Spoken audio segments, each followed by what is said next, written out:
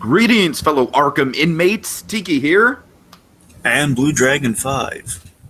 And welcome to the Kickback Cafe, the show where we kick back, relax, and talk about anything but Disney. And tonight we will be breaking down one of the most interesting and definitely one of the more violent films in the DC animated series canon, the DC animated universe canon. We are going to be breaking down Assault on Arkham in preparation for Suicide Squad. It's whole bat week here on this So You Want to Be an Imagineer YouTube channel. Yeah, got my Joker shirt and everything. Ready to roll. All right, Dragon, let's start this off. So Suicide Squad is coming out in just a few days. This is definitely kind of like the definitive representation of the Suicide Squad within the DC animated universe. Of course, it's tied in directly with the Batman Arkham video games. You're the expert on this. Why don't you kind of give us the lay of the land for what we're going to be talking about? Sure. So, folks, Assault on Arkham was directed by the wonderful Jay Olivier, and he had a little directorial help from Ethan Spalding, two very accomplished animation directors. Jay Olivier, for those who may not be aware, while he has directed some of the in-continuity Justice League movies that have disappointed me, so he's also directed some of the best Batman work, which of course includes the Dark Knight animated films. Mm-hmm. Which I adore those, and also he did Flashpoints. Jay Olivier has some great credits under his name, too. So, let's go over the premise of the Suicide Squad, folks. I mean, going to the Suicide Squad movie, and again, folks, I assure you this film is the barometer to measure the Suicide Squad movie's success rate by. If it tops this or measures anywhere close, this will be fine. If not, then this is still, for me, is the definitive Suicide Squad. Dragon, the last time we did this for a DC movie, it was a recipe for disaster. We did World's Finest, the Batman Superman movie, and look how that turned out. Yeah, so well, we know who won. Crossing my fingers for a better result with this one. If not better, than at least on par. I'm begging for on par. Right. You saw how good this movie was, right? I don't know, man. I think the Suicide Squad is going to have a hard time living up to this because this was really damn good. This is honestly probably the best DC cinematic animated universe movie I've seen. This would probably be at the top of my list, honestly. So anyway, folks, for those who may not be familiar with the premise of Suicide Squad, it's very simple. And this is why it's always kind of a formula for being interesting. Suicide Squad. So it was John Ostrander was the creator. And I've actually had the privilege of meeting this writer. He's very good, really nice guy. So John Ostrander basically created this group of villains who team together. And the premise is Amanda Waller is a member of a government organization. It shifts name depending on like what the continuity is. But the point is, part of a government organization, she assembles a team of supervillains who forge an unlikely alliance as they go on clandestine suicide missions, and if they succeed, they get time off their sentence. Fail or disobey orders, a bomb in their neck goes off and blows their heads clean off. Those are the stakes, and typically with the Suicide Squad, usually the mainstays of Suicide Squad, Deadshot and Captain Boomerang, they're regulars and constant rivals. You know, they're kind of like Deadshot and Captain Boomerang, from what I've gathered, are essentially the Captain American Iron Man of the group. Essentially, that's usually like how it goes. Twisted, perverse versions of Captain America and Iron Man, mind you. Captain Boomerang is basically Captain Australia to Captain America's Captain America. Yeah, you know, Boomerang, he's the fun-loving one. Deadshot, he's all business. So these two are like a fun odd couple. You know, they know each other like they don't like each other, and they're constantly working with each other. So basically, there are basically three things you need to know about Suicide Squad and just where we are currently with the movie coming out. So Deadshot and Boomerang, they're the regulars. They're constantly on the Suicide Squad because they're most entertaining. You know, a Flash villain and a Batman villain is always at odds. You have Rick. Now, Rick Flag, he's not in this film, but he will be in the Suicide Squad movie. And Rick Flag, most usually, he is kind of he's one of Amanda Waller's guys who's put on the team to keep him in check. And that's Joel Kinnaman's character in the Suicide Squad. So usually he's in charge of the team, and then, of course, Deadshot's always the one who's actually in charge. That's kind of the running gag. So he's kind of like the Agent Coulson to Tony Stark in a way, you know, so something along those lines.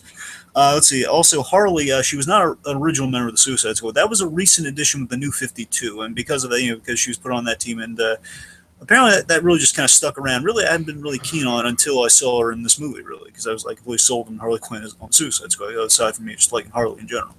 So do you think like the main reason they put her in this movie was just because they wanted to get Harley Quinn on screen and not so much because she had a real history with the Suicide Squad in the comics? Well, I don't know. I mean, I don't know what the buzz was on the Suicide Squad New 52 comic. I mean, I assumed it was good because people have warmed up. I mean, people like the idea of Harley on the Suicide Squad. Me personally, I just haven't read it, so I don't know what that reception was. It might have been for the reason that she's like an iconic DC character and she's on the Suicide Squad, and of course we never saw Harley Quinn. So I'm saying I was hearing a lot of rumors. Like Harley Quinn was definitely the most rumored villain to be featured in a Christopher Nolan Batman movie before the eventual lineup came out. Well, of course, Anne Hathaway auditioned to be Harley Quinn, but she didn't know she was right.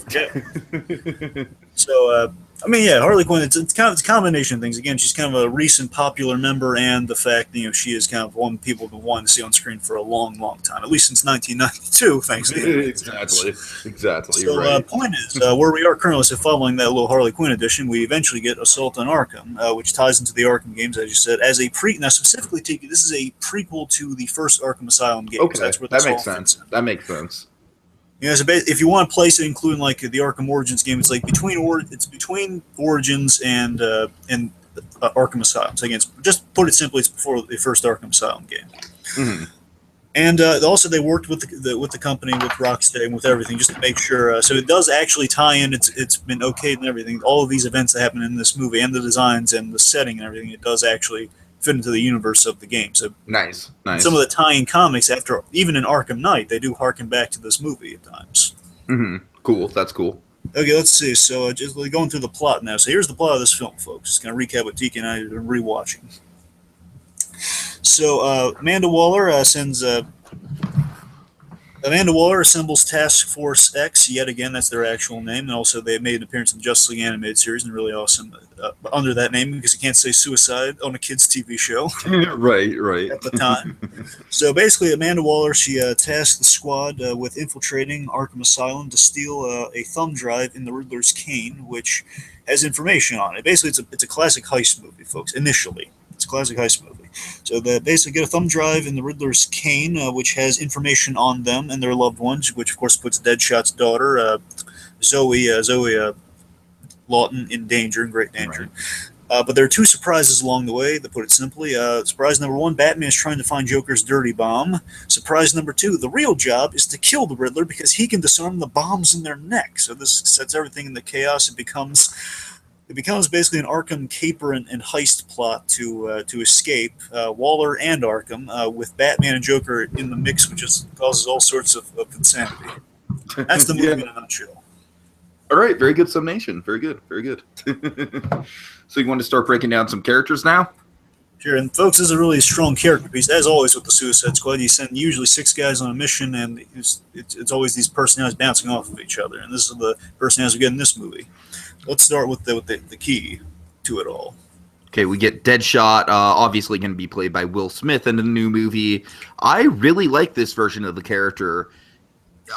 Obviously, like, just kind of skipping ahead, I love his whole arc with Waller. I love the resolution to that arc at the very end of the film. That is like a priceless ending for me. Really strong emotional core with his daughter. I almost kind of wish we would have seen, like, I don't know, like maybe a flashback or something. I don't necessarily know if that would have been needed, but just a little bit more to establish his daughter. But overall, for me, I thought he was a really good character. I like how he kind of had the more unshaven look, and then he kind of shaved down to the usual, smooth goatee that he had. That was a good development for him. Overall, really solid. Good dynamic with Captain Boomerang. Yeah. Deadshot in this movie is, by the way, I just want to highlight he's voiced by a very good actor who's been on Arrow recently, but also we know him from Captain America. He's Dum Dum Dugan, and this is Neil McDonough as Deadshot here. And again, he brings they got such a good actor for this part. I kid you not, Neil McDonough is just he also voiced Green Arrow once in the really awesome Green Arrow short they did. Bourbon. Yeah, he used to do these really awesome shorts. Like there was one for the Spectre, Jonah Hex, and one for Green Arrow, and they're really good. And he was excellent in this film. He really communicated what you need about Deadshot. I love that Deadshot was the lead of this movie. And he's very professional. He's very focused. He's almost like Mike Ehrmantraut-esque in this movie. Rewatch. I could see that. Yeah. This guy's all about the job. He has his own code, and the fact that Waller at one point tells him, rubber bullets, Lawton, rubber bullets. And we see instead of using rubber bullets, he uses high velocity rounds. But here's the fact, though. Again, he's not going to screw up the job. He's so good at the bullets. He's so confident in his abilities. He knocks people out with actual bullets. He's that good. You see him do that. Right. And I love that. Again, he is kind of the Mike Ehrmantraut, kind of the professional with the code and all these skills under his belt. He has this great commanding presence, and of course his bluffing ability is with it no contest. I mean, you saw how great he can bluff against the Joker, which we'll get to. Again, we have the wonderful rivalry he has with Captain Boomerang. We see he cares a lot about his daughter Zoe. A lot is communicated with Lawton, and a lot of it without any dialogue, especially with his connection.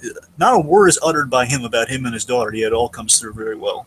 I guess you're true that it doesn't necessarily need the flashbacks. To me, I'm not really that familiar with the character, so to me, I wasn't really sure why he wasn't with his daughter or anything like that. I wasn't sure what the context of him being away from his daughter was. Yeah, well, I mean, I always hear such great stuff about like a lot of origin comics about Deadshot, and I haven't gotten to read to them. But basically, I've seen other takes on the origin. Like in Arrow, he appears in that show, and they have a Suicide Squad in Arrow, by the way. But because of the movie coming out, they put a kibosh on that. Is that what I love? The Suicide Squad is always inherently. There's never been a bad iteration of Suicide Squad. It's such an inherently good premise. Yeah. But last thing I want to mention about Lawton, this is an important detail you might want to know, especially going to the movie, is that Lawton does have, as you kind of see in the movie, Lawton does have a death wish trait. He has this trait of always having a death wish. He doesn't care if he dies. Yeah, that's definitely a big iconic part of his character, for sure. That's why he's so good at bluffing, because, again, he really doesn't care if he dies. I mean, some people have linked it to having post-traumatic stress. Sometimes he's so good at his job, and might be he's so good at his job, he's killed so many people, his morality might be coming through in that way. So it's always some sort of he lives such a dangerous lifestyle. It goes hand in hand. It's always kind of an interesting trait with Deadshot, a guy who's so good at his job, he deep down really has nothing in his life except for his daughter. It's really all. And of course, his daughter is really the one thing that pulls him back from oblivion whenever he does have that death wish in his head. Exactly. So Deadshot's always kind of infinitely fascinating character. Everyone will tell you, like in the Nolan films especially, when the rumors and speculation going around, like what Batman villain we're going to see, everyone's saying, well, Deadshot's a real easy one to put the screen. He's an assassin with a mask, and he's really good aim. You can easily do that.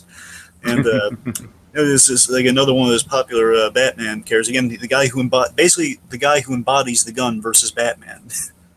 Right. Yeah, that's a good point. Okay, anyway, so let's move on to his Deadshot's counterpoint, Captain Boomerang, who's the complete opposite of Deadshot. He's voiced by Greg Ellis, who's renowned for various video game roles. I won't get into because there's various.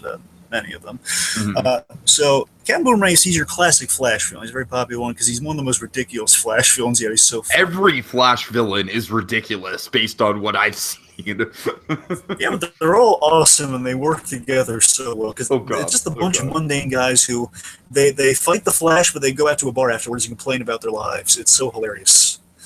Right. Anyway, so Captain Boomerang here, basically he is, he's a thrill seeker. He's a party animal, as we see. He'll drink with the guys. Again, this is classic Flash rogue here. He'll go to the bar with Penguin's goons and he'll throw darts for fun. That's Captain Boomerang to a T. He's your carefree Flash rogue due to I think it's mainly due to kind of his laid-back dynamic with the Flash. And basically, the only rule with any Flash film is, hey, don't kill anyone, and the Flash won't have a problem with you. Basically, you fight and he outsmarts you, and that's about it. Mm-hmm. Okay. Boomerang was definitely the comic relief of the movie, for sure. I really like his design. I really like his voice. Just very, very... Like I said, he's almost kind of like this perverse version of Captain America, except for Australia. Like this drunken representation of Australia. Yeah.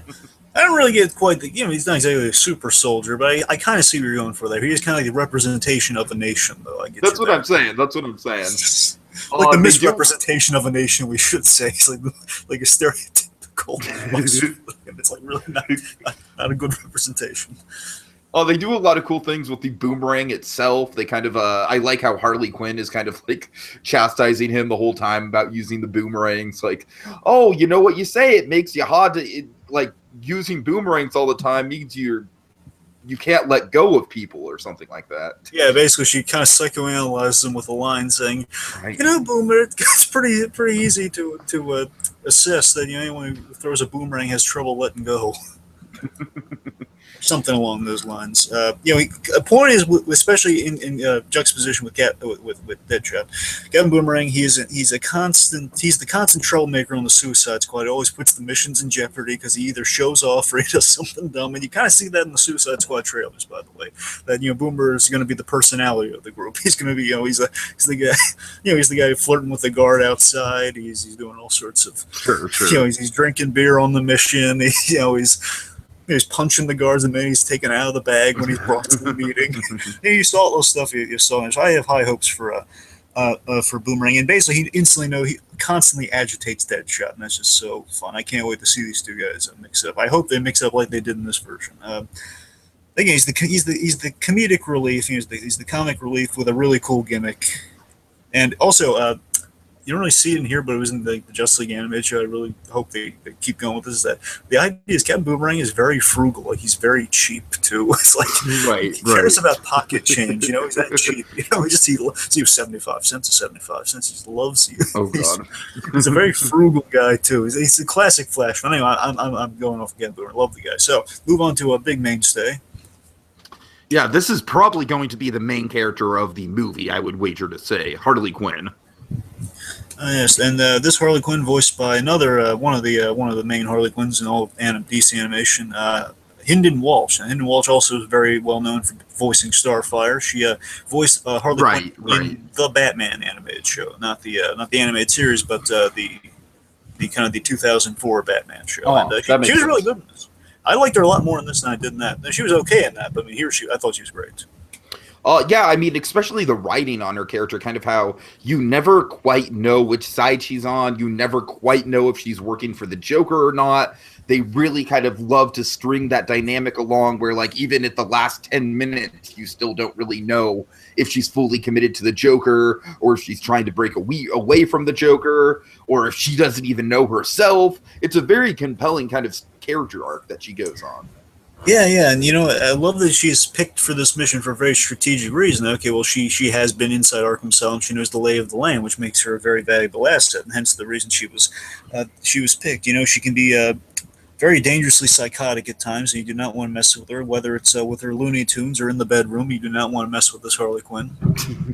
As we see in both contexts, she will either bite your ear off or basically destroy a hotel room of some kind. Seriously, how violent was that fucking ear bite, man? I know, oh my God. And again, I love that it's so carefree. She's just enjoying her Looney Tunes. It's so do not take Harley's Looney Tunes away from her.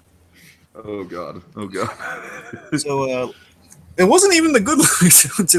It's not even the classic Looney Tunes. It's the modern Looney Tunes. Oh God. What was it, like the Looney Tunes show or? Yeah, the one where it's like Bugs and Daffy. They're kind of being the mundane version. Right. Okay. Anyway, let's see. So. But yeah, you're right. You always question her loyalty and kind of her attraction, which as an on and off relationship with the Joker, and then Joker pushed her out of a moving car, so she's a little peeved at him right now. She says, "We're done." And of course, even Killer Frost is saying, "Right, sure, I'm convinced. I buy it." Oh, exactly. And as we can tell with Harley, her fault is she's as prone to emotional outbursts, as we'll see in that awesome scene where basically she, mid-run, she takes Deadshot's gun and she's shooting at the Joker's bulletproof cell. Exactly. Right. So, and of course, she has such a bad reputation, of like, oh my God, this, which makes her also, as much as an asset as she is to the team, she's also kind of a hindrance because Penguin instantly makes her for, oh my God, she works with the Joker. I hate that guy. Which I have a feeling we're going to see a lot of that kind of stuff in the new movie, and I have a feeling we're also just kind of going to see her unhinged, affecting the mission in a negative kind of way, like her kind of breaking away from the mission. Yeah, she's like the perfect wild card for the team, Like right, she has she's worked with them as dangerous psychopathic villains in all of DC. Yet at the same time, she's so darn lovable and charismatic. Okay, so I guess we should talk about kind of the biggie, so to speak. Very good choice of words. Yeah, let's talk about the Wall herself, Amanda Waller. Voiced by CCH Pounder, the classic Amanda Waller from the animated show. She's always voiced her, and she does such a great job. I love the physical presence of her. Dragon and I were talking about before we went on air. I feel like the Waller that they got for the new movie is kind of like a happy medium between supermodel Waller and like super fat, just obese, like you don't mess with the wall Waller. So I think we're gonna get a happy medium in the movie. But I love this interpretation.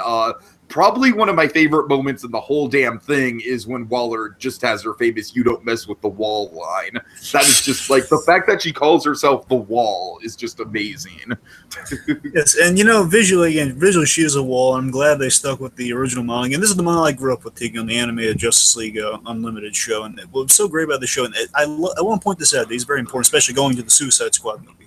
Amanda Waller in the animated show, which again is where everyone has their initial familiarity with this Waller, is that she and Batman had a really interesting relationship, but you get to see kind of the beginning of towards the end of this film is that she is very anti-Batman, like she and him are always constantly butting heads, and eventually through the animated show she develops a really interesting respect for Batman, where basically she like in Batman Beyond years she'll say, I've actually met the President but never measured up to meeting Batman, something along those lines. She actually develops a really genuine respect for Batman because they were really against, like, she believed in what she was doing and Batman believed she was doing the wrong things. And here, though, we do see Amanda Waller is by no means the good guy. She's doing things that, in the grand scheme, do help the country. I guess they do help.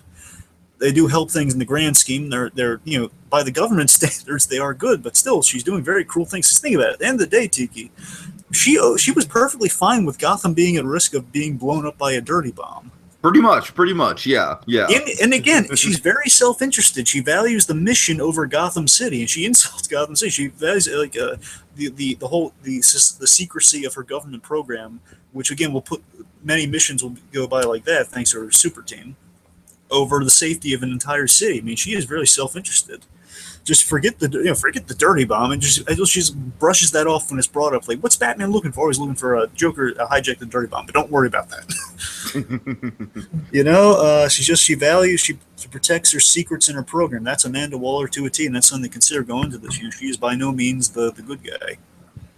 Yeah, really, really fun character. I definitely think they're going to play her as kind of a morally ambiguous role in the movie, and I'm looking forward to it.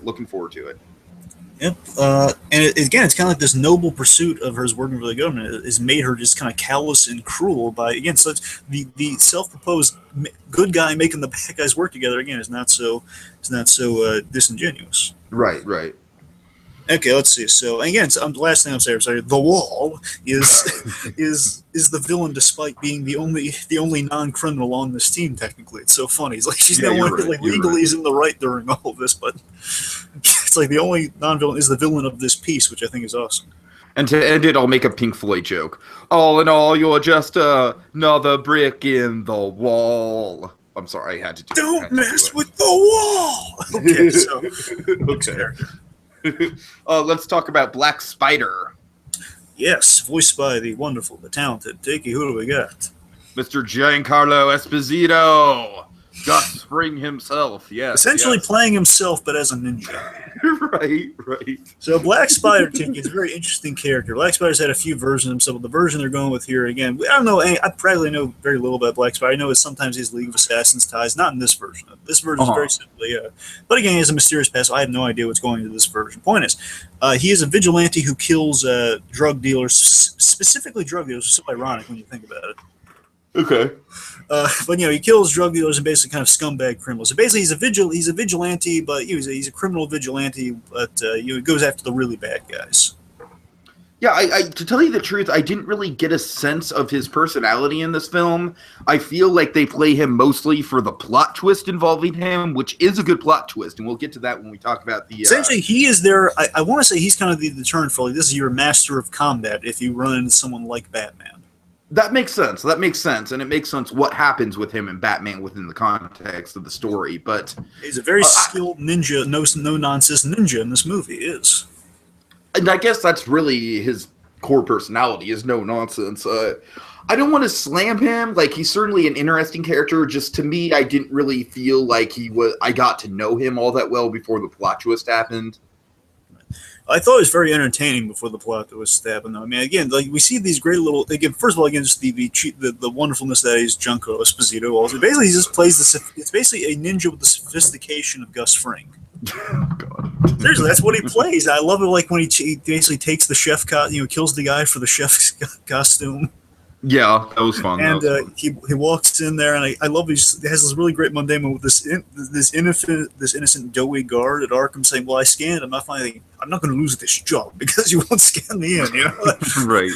You know that whole thing. He plays like Pissy so well with the guy, and then I love this little detail there. I don't know if you caught this when he's putting all the metal in the microwave that causes the diversion. I love that he puts in this last tiny spoon that he put all that in there. He's so precise with the details. I mean, again, he's like, essentially they call him he's an urban ninja. That's what he is. You know, he's not like a classic ninja, but he's a super skilled kind of Batman as a vigilante, which is awesome. Mm-hmm. Point is, he's the cool character that we need for plot reasons, but he's really cool. So next character. Okay, let's get to Killer Frost. Yes, Killer Frost, voiced by the wonderful Jennifer Hale, and she's always voiced Killer Frost. Always been kind of a great character. She's currently one of the versions of Killer Frost is on the Flash show right now. Okay, cool. So Killer Frost, very cool character. Pardon the ice pun, which I love. They call that out.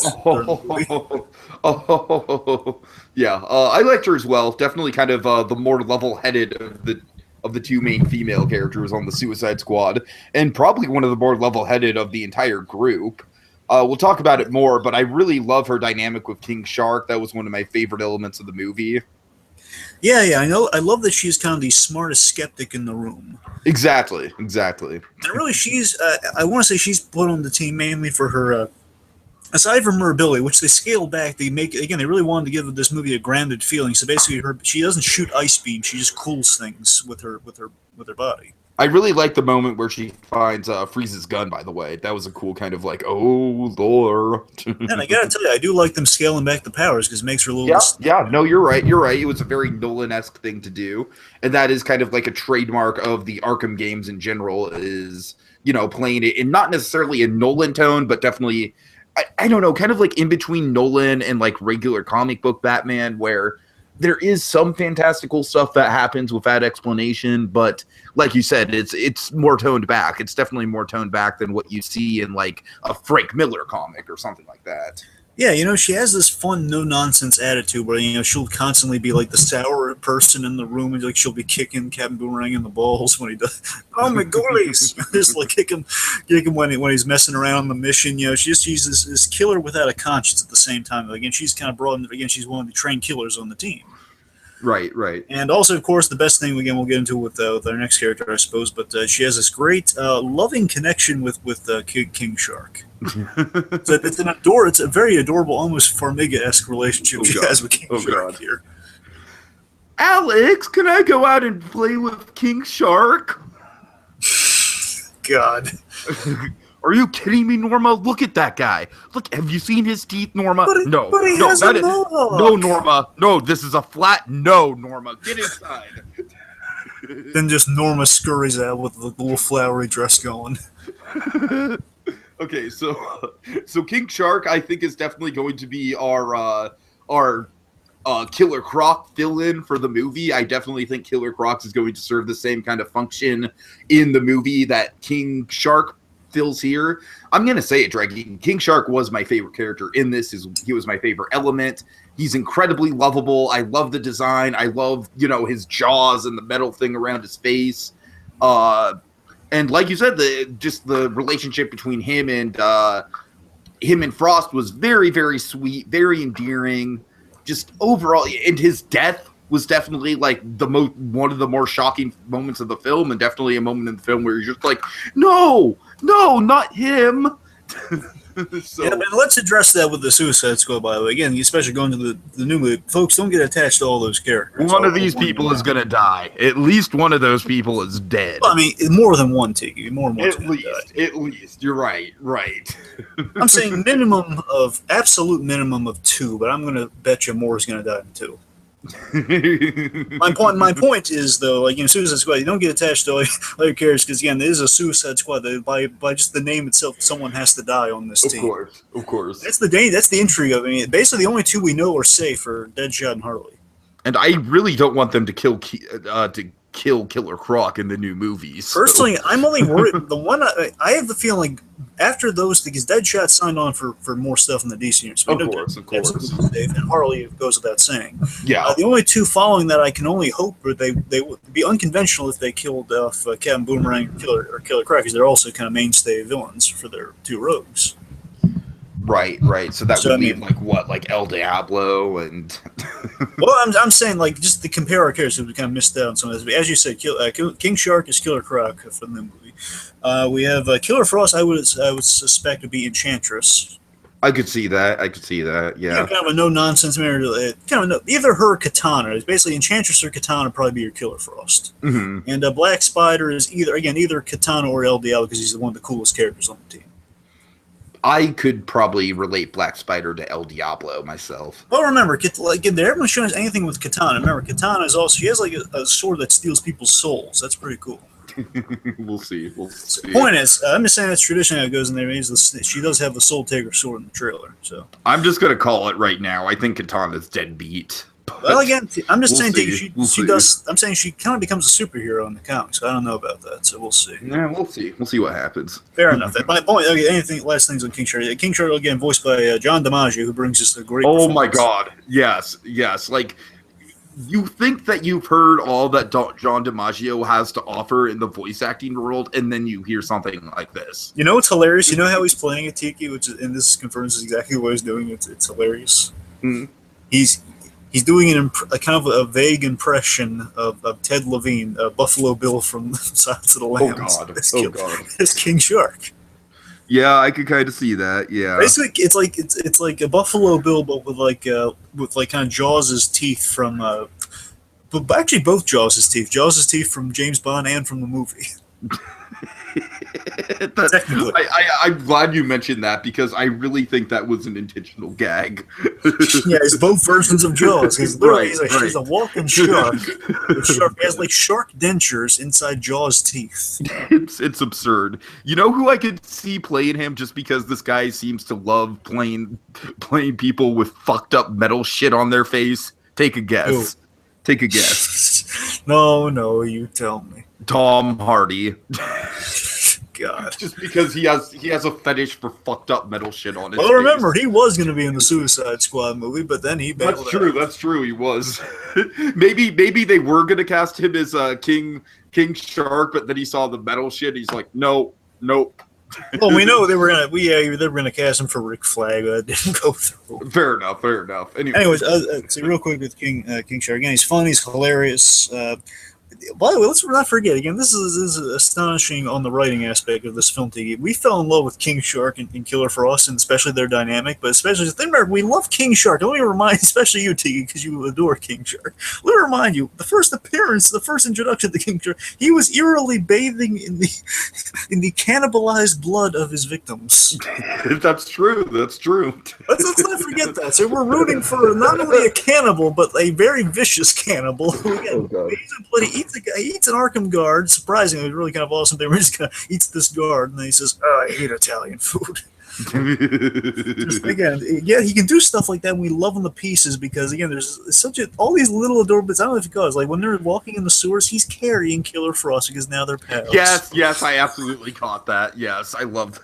Just their dynamic is so great because right. it's not a romantic thing. It's just they're really good friends. They become really good friends. Exactly. I mean, I don't know. I think on Killer Shark's end or on King Shark's end, he probably wants it to be romantic with Frost. I don't know. I don't think. I think it's like not big sister, but I just think they're really good friends though. Okay, fair enough. I could see it. You know, I just think because again, he's like he saves her. First he's about to eat her in the beginning. Mary's trying to eat her at first. Mm-hmm. And then basically, she knocks him out. It's like you can't punch in a prisoner. If you're in prison, you punch out the guy, and then the guy becomes your best friend. That's usually, at least in movies, that's how it kind of works. Right. And essentially, that's how it works in there. It's like they become the best friends because then he saves her life, and it's a really, really sweet dynamic. Anyway, let's see. So I love all this. Again, let me repeat. So he's yearly bathes in the cannibalized blood of his victims, yet he's afraid of heights.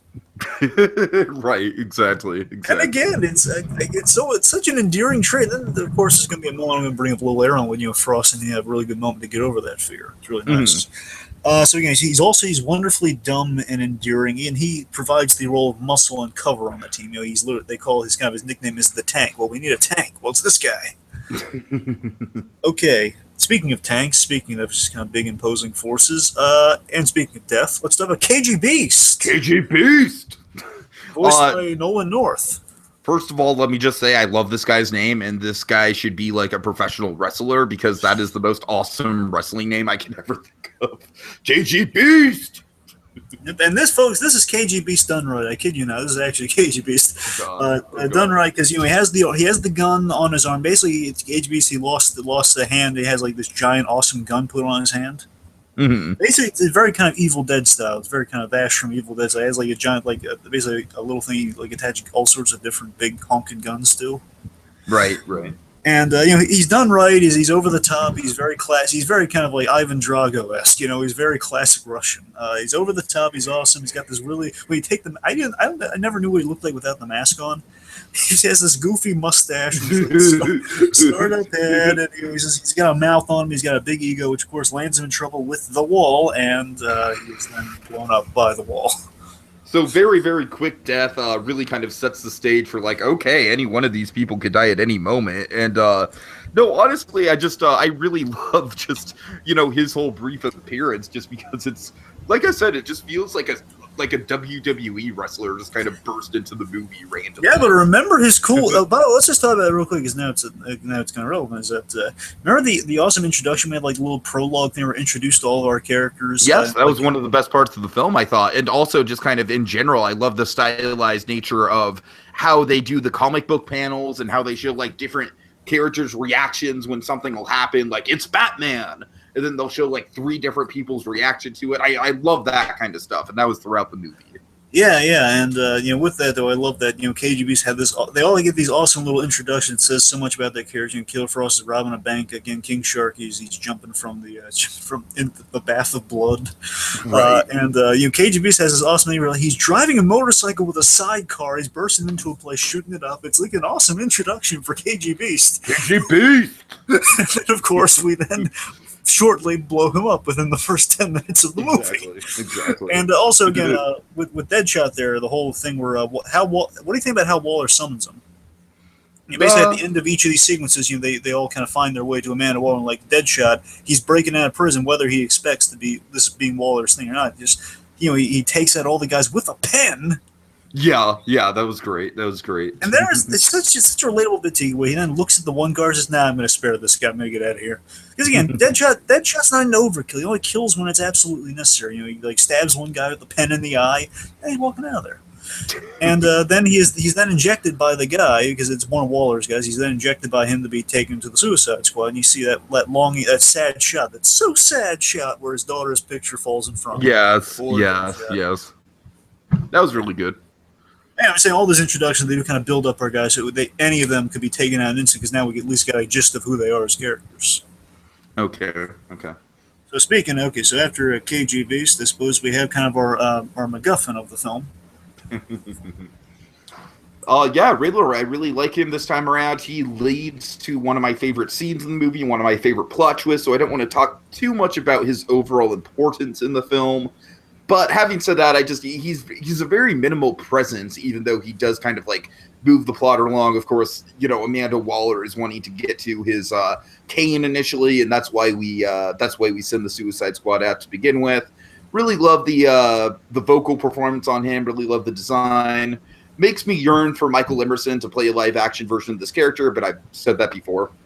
Yeah, actually, you're so close to getting that. You know why? Because this is another DC animated original films. They love using TV actors for their voice actors, and this one is Matthew Gray Gubler from Criminal Minds. He is the guy. Oh God. Now, I'm not a Criminal Minds guy, but I've seen the guy at times, and it's surprising how much they pull from Criminal Minds. By the way, they get so many voices, like the voice actor for Cyborg, Shamal Moore from Criminal Minds. Right, yeah. My point is though, Matthew Gray Gubler, he has a decent job as the real, but I have a smoker Captain Logan definitely shares. for the most part, like Neil McDonough, that was one that's very appropriate casting because we don't know a lot about Deadshot in the games. He only has like brief appearances in the games. But Riddler, though, he's a mainstay of the Arkham franchise. Of course. He is voiced by Wally Winger. And you got to wonder why they just get Wally Winger to do the voice of the Riddler. Don't get me wrong, this is a good performance. I'm just saying, like, he is kind of a noticeable difference in the whole Arkham thing, I mean, I haven't really played the Arkham game, so I couldn't really comment on that firsthand. Well, I mean, like, you have, like, the same guy doing, like, all these Riddlers. There's always a Riddler subplot in the Arkham games. Right, it's like, right. Notable voice. It's fine. I could equate it to what I do for the Joker coming up. Not immediately coming up. Well, actually, yeah, immediately coming up. We need kind of a slightly younger version because it's taking place before Arkham Asylum, so it's kind of a buy I can make for it. Anyway, last thing to say about the Riddler, I love that he's just kind of he was a member of the Suicide Squad, but he just got so cocky he ticks off Amanda Waller because he's basically playing riddles with friends with her in the beginning. There's just like basically annoying her with like giving her all these riddles until she can pinpoint his location and find him. I have Google like the rest of the world. Oh God, that was great. But yeah, just the Riddler's that cocky member who outsmarted Waller, and that's why she wants him dead. It's like if Waller's ego matches the Riddler's ego. He says, "Okay, this guy's making a mockery of my business. We got to kill him." Right. Really fun. All right, so 7 being a MacGuffin, we have then our guy who gums up the works, and I can only assume Suicide Squad the movie's going to do this. I've been hearing really good things about Leto. Really good things. Yeah, Mark Hamill returns as the. Oh, I'm sorry. It's not Mark Hamill. It's not Mark Hamill. I'm sorry. I apologize. It's late. I'm falling asleep here. Leave the voice actors to me, Bucko. It's Troy Baker. Troy Baker. I apologize. So we had Troy Baker, and then Troy Baker, just so you know, he did the voice of Joker after Mark Hamill's kind of semi-retirement before he completely went back on it for killing Joke on. Yes. It was a semi-retirement, so it wasn't in stone. But the point is, Troy Baker did the voice. He did an excellent version of a young Joker, and that's what he did in the Arkham Origins game. He plays Joker in that, which is really good. Everyone gives that one a lot of crap, but no, that's a good game, a good story, which we might be covering in some Christmas July in the future. We might. Oh boy. Not in stone, folks. Not in stone. Point is, Troy Baker, he does the voice of a younger Joker, and again, it's a few years before Arkham Asylum, so I can buy it. And again, he does a really Hamill-esque performance, which again, I think it integrates very well. I mean, you can see my confusion. Yeah, he very much does do a Hamill-esque performance for sure. Boys, he does a good thing where it's his own twisted. He gets really great lines. The Troy Baker Joker always gets really great lines, but he delivers it such a Hamill-esque. It feels like a Hamill that's a few years younger, doesn't it? Yeah, I can see that. Definitely the most interesting thing about the Joker in this movie is that he's just kind of in his bulletproof cell for a good 75% of it. He's kind of like in the Hannibal Lecter kind of role. Yep. Good to see the bruises cleared up nicely, Harley. Oh, God. Let's see. So, yeah, Joker, he's just, as usual, I think it's the only way you can really put Joker would never be on the Suicide Squad because, again, he would never work with these guys. Just of his own free will. Or even if he's manipulated, because Joker would just mess with Waller. He would kill Waller in some horrific way, I'm sure. But Joker, as always, as he should be played, he's the chaotic wrench in the mix. Joker, he takes the opportunity to escape, knowing that, okay, something's afoot here. Harley's in here with this guy, and he doesn't know instantly it's Deadshot. Because, again, I have to wonder, I really have to wonder if they're connecting the dots a little here, because in Arkham Origins, I won't get into I won't bog you down with all the details, but the point is, Joker kind of hires Deadshot for a job. But again, it was years ago, so maybe he doesn't remember. He vaguely remembers. But it's the Joker. He has all sorts of memories going on. Could be. Regardless, the point is, I like how Joker recognizes him, but says, deadhead. Buckshot. What is it? He says, I bet you buy your shirt secondhand. Deadshot instantly regrets sleeping with Harley when he sees, oh, God, I'm caught in the middle of this. Yeah, I could see that. It is a very fun it is a fun love triangle that goes throughout it. Yeah, Joker throughout this film. Yeah, exactly. And Joker really he basically sees an opportunity with the Suicide Squad to escape his cell and finish his dirty bomb plan. Gets the dirty bomb. Yeah, remember, he does have that in place. Regardless, Gotham's going to go up in mushroom clouds. The question of whether it's from Arkham or what. Because remember, there's the giant bomb inside Harley's mallet. Let's not forget that. And of course, we have Bane involved somehow. Whenever there's a bomb, you got to get Bane involved somehow. Anyway. So again, I just figured it's like Joker sees an opportunity. Hey, I'm going to finish up my Dirty Bomb plot and with some new playmates I can mess with along the way. So he's very jealous of Deadshot because again, whether he loves or hates Harley in the moment, like Harley is his, so he's very jealous. It's a lot of fun. And Troy Baker plays like all these great one-liners. Winner, winner, chicken dinner. He's whistling Jingle Bells. Remember, he's just messing with those guards. He just like says, boo, and then he says, well, I gotta slip into something a little more comfortable. No peeking. Shoots the guard right in the face. Just awesome. I love the Yahtzee runner, by the way. Yes, which is such a fun run. Again, after a really violent bedroom scene, we do with just like Yahtzee, and it's just a great running gag. So now we're out of kind of our primary kind of guys on the Suicide Squad. Let's start drifting out of that into one of our helpers of the Suicide Squad, kind of our Elliot Gould, so to speak. Penguin, otherwise played by Nolan North again. Yeah, this was I don't really have a ton to say about him except really interesting character design, kind of a mix of like the classy Oswald Cobblepot Penguin mixed with the Danny DeVito like grotesque Penguin. Yeah, it's always interesting. This is the Arkham City. Sorry, you there? Yeah. Basically, this is the Arkham City Penguin, which they then put in all the subsequent games. That's when we first saw it, and that's what the model is based on. It's basically, it's so funny. They practically model him, at the very least, Nolan North's doing like a Bob Hoskins impression, and it's awesome. I love how he's just sitting there eating like this giant pile of fish when they first meet him. And he's sipping really fancy wine. Right.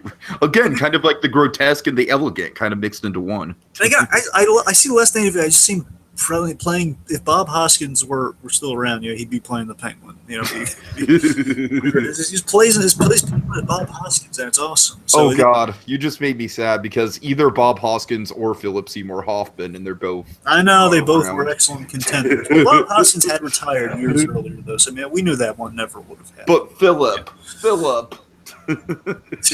Anyway, so the Penguin here in this version, I love that he's just portrayed as we love our businessman with pleasantries. Just love he plays the awesome businessman. That's what Penguin does here, and they really. I know you haven't played the Arkham games. Let me just tell you, the Penguin has always played like he had some of the best business dynamics, and they get to see like have a henchman feel about the Penguin. You get to see like he's a really consummate businessman in that game. Like he in a Gotham City that's kind of abandoned, he's like kind of the king of like trading goods and payment for like, jobs being done. Is really awesome. I can see that. Okay. So I love that he respects and he genuinely likes Floyd Lawton. He hires him for I only work with the best. He's very, very confident. But of course, as much as he likes Lawton, he does not like Harley. Right. And they play that up in the games. But Penguin hates Joker. He hates Joker so much, which is kind of funny because we have the whole dynamic in Arkham where the Penguin hates like all the over the top theatrical villains that have come in the wake of Jerome. In Gotham, not Arkham. Oh, Gotham. I'm sorry. I'd like to see that show, though. Let's see that show. Yes, I would like to see that show. Anyway, but it probably wouldn't be any less crazy than Gotham. Well, I mean, yeah, you're right. Couldn't be less.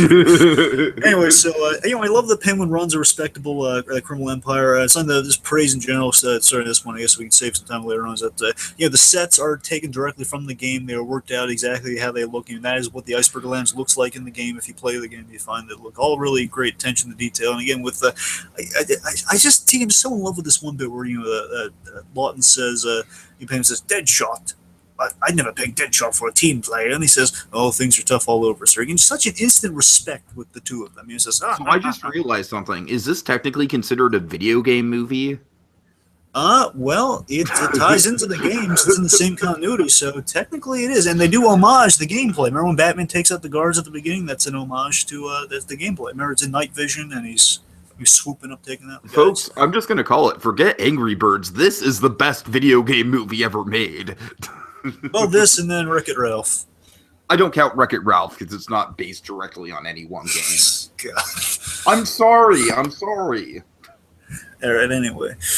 So, well, I'll agree. I really love this movie. So, okay, then let's get to, surprisingly, the title character. Yeah, again, maybe he is kind of like the Hannibal Lecter style because he only has about 15 minutes of screen time, but it's a great 15 minutes, a great plot twist. Do you want to get into kind of like, first of all, I love how Batman is framed around as being kind of like the villain of the Suicide Squad and being kind of like the horror movie monster of the Suicide Squad. And two things. I'm sorry, take go on. Just really quick, I've heard a lot of reports that are saying that's definitely the dynamic that they're trying to go with Batman in the Suicide Squad movie. Which does not surprise me, given this movie. Of course, of course. Well, two things. One, I love that. I love there's a great little thematic device here, T. Whenever Batman's on screen, they do play like a horror movie, exactly like you said, because all the violent stuff happens when Batman's in the room. Like when he's taking on all those guards, like he's punching them in the nose, they're bleeding from the nose. It's like all sorts of. And of course, Joker then enters the frame, he's shooting the crap out of him. All sorts of stuff goes. All horrible stuff happens when Batman's in frame. And again, the fact that Batman's not the lead character works so well, because it's like a thing we've gotten in the animated series too. Like there's a great famous episode of the animated series called Harley and Ivy, where the first act is all Harley bonding with Poison Ivy, and then the end of Act 2 is like then Batman enters the episode. right. And again, they can work with it. I'm sorry. The point I was actually trying to make is that that's so funny, Tiki, is that essentially this is what they want to do with that Sinister Six movie they're pitching. Again, having Spider-Man be kind of threat to finish. No, again, I think Batman just works so much better in that regards than the Spider-Man does. So basically, Tiki, the Suicide Squad, and just mainly this film, because we don't have Suicide Squad yet to judge based on, but this film essentially is what they wanted to do with the Sinister Six. Okay. Basically, you base it on the villains, 6 villains working together, and then we have our hero is kind of played as the villain in the mix. So, do you want to talk about the big plot twist involving Batman really quick? Or is that one of your favorite moments? Well, no, you can. I think you can have the plot twist. But let me say this again. I love Batman's not the lead. I love that he is the obstacle first. I know I'm just going over some notes to make sure I didn't miss anything. I love that he sets it all into motion. I love that he sets kind of Arkham into play because because he intervened and he got the Riddler. Again, like incidentally, he's the reason all of our Suicide Squad guys have to go to Arkham, because now Riddler is in Arkham because of Batman, so it's all his fault. Right. And he's very heroic and obsessive, as we see with one of my favorite bits later on. But that's pretty much all I have to say. Why don't you guys flesh out on some of the? Well, yeah, just really quick. We have that big plot twist where he and the Spider get into a really big kind of climactic kind of second act brawl, and it ends with the Spider coming back out, and we assume the Spider maybe destroyed Batman, or that's at least what the Suicide Squad thinks. And we the audience know Batman's not dead, but it is viable that again they've done such a great job making us buy that. Okay, one is voiced by one of the best actors ever, Giancarlo Esposito. First of all, which you instantly, even if you have never seen Breaking Bad, you got a sense of, man, this guy. They demonstrated so with all these little bits that, okay, this guy's really cool and he's really skilled, and maybe this guy actually could pick a fight against Batman and at least not die. I love how the Suicide Squad is kind of an equal mix of horrified and impressed with his skill. Yeah. Again, remember when they're on the little the bizarre trust exercise Amanda Waller has worked out? Remember my life. Remember, Black Spot, he got out of his restraints and he put himself back in out of a sense of honor. Remember, like they put a knife to Captain Boomerang's throat to tell him to shut up, and he hates working with low-life scum. But then essentially the big plot twist is that Batman was Black Spider from the moment that fight happened, and Batman actually switched the two costumes. And that is pulled directly from the animated series in an awesome way. But it was Killer Croc. And that's a great freaking moment, man. That's a great plot twist, and it's such a cool Batman-like thing to do. Well, let me ask you this: two of the twists, did you see them coming? Like, when did you see the KGBs getting killed off? Like that fast? Did you see him get killed off? Honestly, kind of. Just because you've told me that one of the Suicide Squad members usually gets killed off right away by Waller, just as an example of like, okay, you don't fuck with me, and here's why. So, not necessarily the fact that it was KGBs, but I did expect one of them to get offed right away. Right. Okay. What about the Batman reveal? Did you see it coming? I did not see that coming. That was really good. Yeah, but I love the way they pull off. I'm going to mention the discovery moment, if that's all right. I want to mention the discovery moment later on. But actually, we're about to get into that. So real quick, let's hit some quick cameos we do get. Bomb! We do get a really forced Bane cameo. Bane is a big fixture of the Arkham games, even though there's really no logical reason he should be one in this movie. It's before the events of Arkham Asylum. Again, Bane's not exactly crazy, but he's in the first Arkham game, so that's why he's there. But more importantly, why is he hooked up to all the machinery? That's my real question. You know what? I don't care. He looks awesome. Let's see. So there's Bane. We have some Two-Face here and there. I love they have this hilarious, like, Two-Face got a case of hemorrhoids, which is pretty hilarious. Oh God. A pair of hemorrhoids, not even just is a pair of hemorrhoids. There's a bunch of little Easter eggs. Like there's a mention of Firefly. There's kind of a nod. Yeah, there's a nod to the Scarecrow. We see Victor Zsasz there. Yep, of course, Mr. Freeze is Freeze. I just love the property room of Arkham Asylum because they basically play like the storing room of at the end of Raiders of the Lost Ark. That's essentially exactly what it was. Yeah, it was just a giant warehouse of ancient, like coveted artifacts. And speaking of Easter eggs, tell me you caught some of the awesome Easter eggs when when Harley was going to the Joker's property box and she's pulling out all the Joker stuff, and you saw the references there, right? I want to say yes. Yeah. Yeah, she pulled out the Dark Knight mask. Joker was a bank robber in the beginning of the Dark Knight movie. Right. We see like kind of the Adam West costume. We see the Adam West bat suit being pulled out of there. We see all sorts of playing cards, all sorts of fun little Easter egg, little nods there. Also, Killer Moth was mentioning a lot of little fun nods and everything. Again, the most obscure villain out of the bunch there, King Shark saying, Killer Moth, Firefly, Maxis, who are these tools? I definitely caught the irony in that. Anyway, so then we see some glimpses at kind of some of the art. Again, you're right, Dave, this is very much a video game movie because it homages the gameplay in the first Arkham Asylum game because Ivy has the identical thing she uses where it's like that giant beanstalk thing. She's sure. You have Scarecrow getting out there in his creepy costume. You have... as mentioned. Also, Victor Zsasz is a really great bit. And I love this bit, which I'll mention in a moment, I guess. But, Victor Zsasz makes a fun appearance. Also, we have a little bit of Commissioner Gordon, and at least they got a bad exit in there. Bad exit all the way, yeah. Yeah, I mean, Gordon has a very, very brief moment, but he has a great dynamic with Batman, as always, just like you see the camaraderie there for sure. Yep. Tiki, that's all I really need with Gordon, just period. I just need a little moment of now that's what I call backup. Yes, that's what I call backup. I mean, Gordon was shooting at Bane, barreling towards him. Gordon didn't move, which is pretty awesome with Bane barreling for you. Right. And of course, Batman coming in for the save. They help each other. Helps Gordon up. That's classic Gordon Batman. I'm perfectly fine. But then, of course, Gordon turns around. Batman is gone. And he says, "And I'm talking to myself. That's all I need. That's perfectly fine." Alfred was in there, and he was good. Same voice of Alfred from video games. bringing him back. Let's see. So those are all little cameos, little references there. The animation on the whole was really good. Great action. Jay Oliva, he has a specialty for action. Tiki, that's something you should know, especially watching Dark Knight Returns, the animated film. I already mentioned my favorite aspect of the animation, which was kind of the comic book panel style thing they did. Yes. Especially with the reaction shots and everything. Anyways. And again, it's very naturally in the game style. So again, moving on. So I guess we should go to some pros and cons real quick. I mean, honestly, I don't have very many cons. Neither do I. So there, that's all. So basically, let's talk about some quick pros. So not quick pro quotes, because that's completely different. So some pros. Very faithful to the Suicide Squad as a concept. I mean, even if you weren't familiar with the Arkham games, this holds up very well as just an Arkham movie. Right. As a Suicide Squad movie, I mean. Yeah, and definitely, as well as a Suicide Squad movie, it just does impress me, because I haven't played the Arkham games, but I have kind of like a baseline knowledge, at least of the first game, just because I really appreciate some of the psychological horror elements of the first game, how Batman is essentially being psychologically tortured and everything. Yeah. So I have a bit of a familiarity with the locales in that game, and I do see how they were adapted here for sure. And again, it was adapted in just the right way, so it didn't overshadow the story. And well, again, to a con of where there's one element where it does kind of overshadow briefly for a moment, but aside from that, again, it's purely you can just jump into it without knowing anything about the games, and you'll be fine.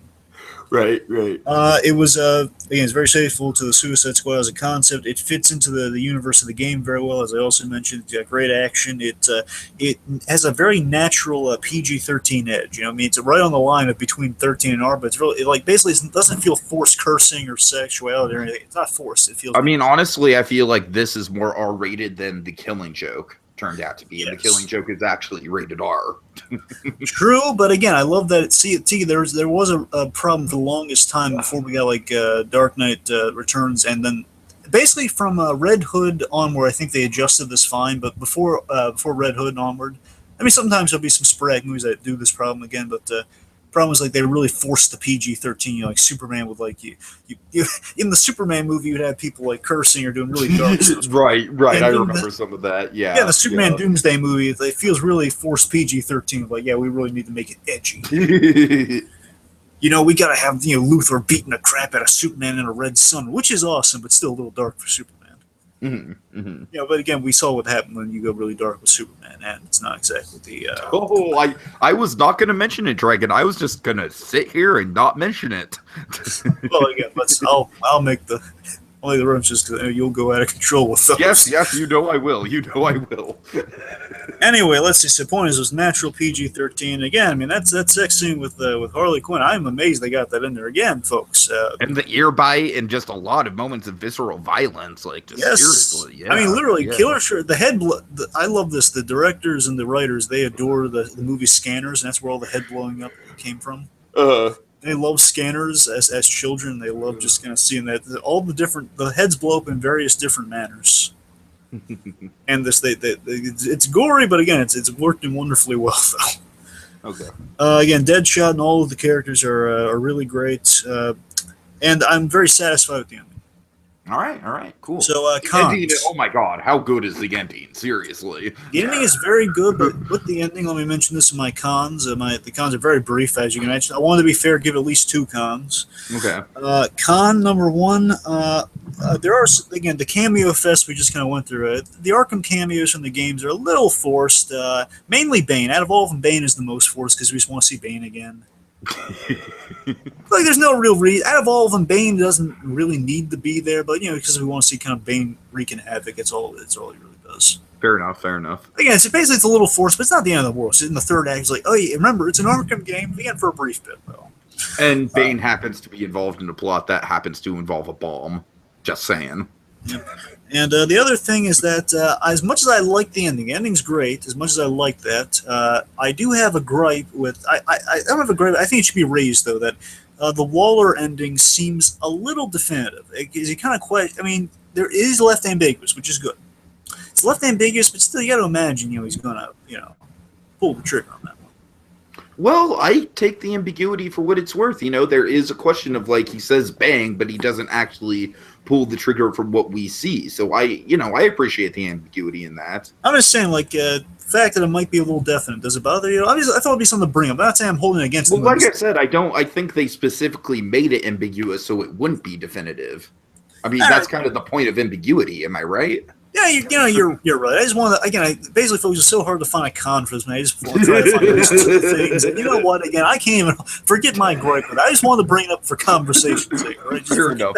Forget the second point. I still stand by the cameos thing, but aside from I hear you. Let's go through some favorite moments real quick. Okay, well, Dragon, you actually kind of dissuaded me from using Bane because, yes, it is a very fan-service-y moment, and it's awesome. I love the design of Bane, but really it doesn't advance the plot at all. So I'm just going to very, very quickly mention I have to include the opening titles in my favorite moments because just of how much is portrayed in that opening sequence, how much we get to know all the characters and brief snippets we have, and just how comic booky it all feels. It just feels straight out of like a 1970s pulp comic or something like that. And then I guess really quick, my other favorite moment is kind of the Riddler of it all, where they discover that the reason why Waller wants the Riddler dead is because he is the one who knows how to dismantle the explosives that they have strapped to their necks, which leads to a very visceral, very darkly funny electroshock scene involving Harley loving it, all the other characters hating it, and then that's of course where we get the shocking King Shark being blown up, and we get the wonderful line from Waller, "You don't mess with the wall." Riddler kind of being the man in power, kind of the man in charge, like even Deadshot's kind of like he's ordering Deadshot to take off all his metal in the electric chairs and stuff like that. Like, remember he tells Captain Boomerang, he says, you know, strapping him down, says, I'm going to strap you down because you're going to wiggle. Yeah. So just that whole electroshock therapy theme I thought was amazing. I thought it had a ton of great comedy, a ton of great, like, dark, cringeworthy bits, but cringeworthy in the best way, you know, cringeworthy in terms of like, oh man, oh, this is uncomfortable, but I love it. Yes. So those are really my two moments. I love the opening credits just because, like I said, it's very much like a pulp 1970s comic, and I love the electroshock therapy scene because that's basically where all the plot kind of converges on each other, and it's also just, you know, you got the moment with the wall, you got just so many fun bits in that scene. Okay, so go ahead. Okay, for me, real quick, one of the things I just love instantly, there are two bits always stand to me. One, I love Batman and Zsasz having this. Batman has this great moment. It's homaging Batman Returns, where he saved Selina Kyle from that clown with the. Remember when she uses gets the taser from this guy? Sorry, my point is I love that moment from Batman Returns where Batman saves Selina Kyle, and they homage that in this movie where Batman saves a woman from Zsasz by, you know, he shoots the grappling gun, which is my favorite Batman gadget, and he pulls the chunk of wall out to knock him out. It's like a quick Batman save. He saves someone from Zsasz. It's basically the same role Zsasz served in the Arkham game. It's a quick little thing where you save a hostage from Zsasz, and it's just Tiki. It's so natural. Why I love Batman saving. You know me, I always love when Batman saves. Of course. That's how you do it. But here's what I love more so: what follows that directly is when he gets into the cave, and basically how he becomes involved in the story. Is that King Shark got the idea of, okay, let's replay the security footage from the previous day, cover their track, so Waller doesn't know what's going on. And what's so great about that is that Alfred's like asking, "So what's the matter?" And basically Batman's looking at security footage, and I love this so much. He knows which people are working at Arkham which days. He knows the entire staff layout of Arkham. He knows every guard, and he knows their schedules. I love it. Yeah. That was such a cool, like, yes, vindication. Batman is the world's greatest detective, motherfucker. The fact that he knows Arkham's a revolving door, so if he wants to know everyone's schedule and everything, so the fact that Batman's that obsessive, given all the crap he goes through with Arkham, seriously, that undeniably is my favorite. Just that Zsasz save and Batman's observation, that definitively is my favorite part of this movie. But aside from that, though, we quickly all other favorite scenes. Killer Frost and King Shark having their big moment where, you know, she really lovingly she blindfolds him, so basically she helps the two. She basically it's their shining moment as kind of as best friends here, where she blindfolds King Shark and basically barrels through again. King Shark's really afraid of heights, and she's sympathetic. She's not cynical towards him. She's very sympathetic. Giving blindfolds and basically aims him like a battering ram. Right. She then freezes the water. She freezes those guys in the place, and she bumps in the wall. Dude, we were in. It's so adorable. It's so nice. Just that tenderness of like that interesting solution to her friend's problem there. Mm-hmm. Absolutely. Real quick, I love when Joker kills the faux Batman. Yes, best gun ever. Just when the bomb goes off and the horse, the black spider reveal when he's like, boom, which is such a graphic Batman head blowing up image, by the way. Best gun ever. Just Joker gives that wonderful line delivery. And then, of course, the line is so out of left field it works. It says, Denzel, what have they done to you? Yeah. But last moment to really kind of cover here. Of course, the big crime of the obvious moment. Deadshot and Joker having their little face-off. Where basically kind of Deadshot out-crazies the Joker. Yeah, that's a good way to put it. Yeah. And again, Neil McDonough just gives a fantastic performance. Again, folks, while Arrow Season 4 is not a winner by any stretch, Damien Dark is a great part of that show. There's the actor, again, the writing on Damien Dark atrocious, but the character, the portrayal, very on the money by Neil McDonough. And this scene shows the acting chops in this guy, where he's basically to bluff the Joker and succeed. That takes a lot of good acting. And of course. Just where he says, "You're out of bullets." And if anyone would know who's out of bullets, it would have to be Deadshot. I mean, come on. And he just says, the minute I'm going to count to 3. I'm going to count to 3, and when I do, and you click that, nothing happens. I'm going to punch you in the throat, then take my gun back. Right.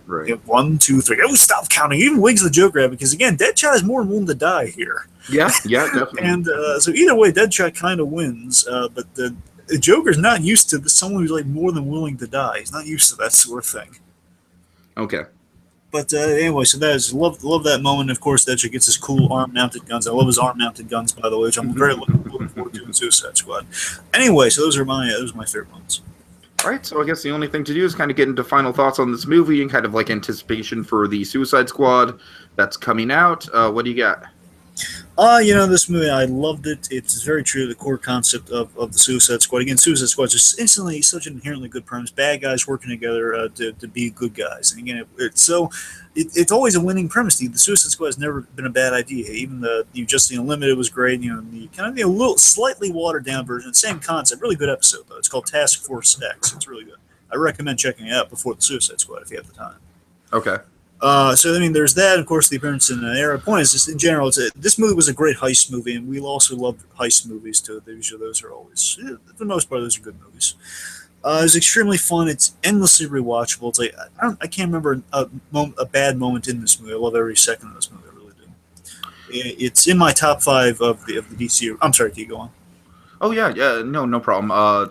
No, just in general, first of all, I'm really impressed with just the fact that we kind of discovered here, the fact that it's basically the best video game movie that they've ever made in terms of like just being a really good adaptation of a video game that stands on its own as its own story and yet completely envelops the viewer in the world of the video game. I'm very impressed with that. Definitely a good introduction to the Suicide Squad for me, although of course the lineup's going to be different, and that's one of the cool things about the Suicide Squad is that with constantly changing lineup, of course, because characters dying left and right. You gotta.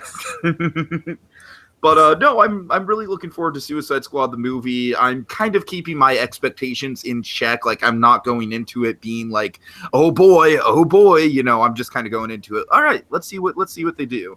Dragon, I've been avoiding the fucking third Suicide Squad trailer. Like, I've just been straight up avoiding it. Like, I went to go see Lights Out the other night, and that trailer started playing, and I just pulled a monkey and just walked right out of there. Walked right out of the theater. I'm not joking. I'm like, nope. I've seen too much of this movie already.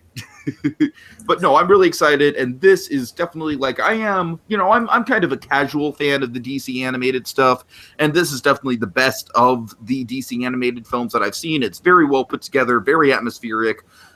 Pretty much every character works, and probably the best thing about it is just how shocking and violent and visceral it is. And just like I said, it's kind of like an R-rated DC movie before we had a Killing Joke, and I would wager to say the R-rated elements in this movie kind of overperform over the Killing Joke in terms of that. But yeah. Again, look, folks, this movie's in my top 5 of the DC original animated films, and while I'm still kind of factoring whether Killing Joke beats Superman versus the Elite on my rankings of that, my point is this is among the ranks of the Dark Knight Returns, Year One, and Red Hood. This is among those ranks. Of this one, Assault on Arkham is just by far one of my favorites on DC original animated films. And again, last thing I'll say, I'm just repeating this thesis statement of my thing here. The reason I suggest we talk about this movie before Suicide Squad is that is absolutely the standard to measure the Suicide Squad movie by, and that's basically, again, it has to measure up to this. That's my going into that. This movie is my expectations for Suicide Squad. That's a tall order, man. That's a tall order. I think that I just want to put out for reference, I am not going in with that expectation. I'm just going in wanting to have a fun time at the movies. But I mean, all I'm saying is like this is the best case scenario if it ends up like this movie. Of course, that's what I'm saying. I'm saying that. Going into it, this is my barometer. This is the perfect Suicide Squad movie, so we're going to see how this Suicide Squad movie measures up to it. That's my barometer. It's like, okay, if it can have just like a half of what this movie get, then we're going to be in good shape. Okay. If it captures all of this, it's going to be fantastic. Fair enough. All right, folks. Well, we will be doing our Suicide review on Friday, so check that out. And in the meantime, see you later. Thanks for watching, and give it up one more time for the most awesome name of a WWE wrestler ever, KG Beast. I repeat, that's KG Beast. All right. Someone's flossing their brain.